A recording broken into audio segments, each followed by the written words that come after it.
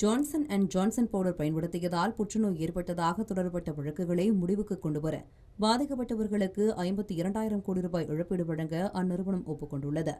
அமெரிக்காவின் முன்னணி சுகாதார நிறுவனமான ஜான்சன் அண்ட் ஜான்சன் பவுடரை பயன்படுத்தியதால் கருப்பை புற்றுநோய் ஏற்பட்டதாக நீதிமன்றத்தில் ஆயிரக்கணக்கான வழக்குகள் தொடரப்பட்டிருந்தன. பல ஆண்டுகளாக நடைபெற்று வரும் அந்த வழக்குகளுக்கு முற்றுப்புள்ளி வைக்கும் வகையில் சுமார் 76,000 வழக்குதாரர்களுக்கு இந்திய மதிப்பில் சுமார் 52,000 கோடி ரூபாய் இழப்பீடு வழங்க ஜான்சன் அண்ட் ஜான்சன் நிறுவனம் ஒப்புக்கொண்டுள்ளது.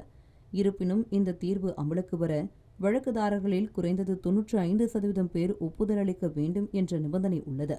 அதே சமயம் இந்த ஒப்பந்தம் குற்றத்தை ஒப்புக்கொள்வதற்காக அல்ல என்றும் 15 ஆண்டுகளுக்கும் மேலாக நீடித்து வரும் சட்ட போராட்டத்திற்கு முடிவு கட்டுவதற்காகவே எனவும் நிறுவனம் விளக்கம் அளித்துள்ளது.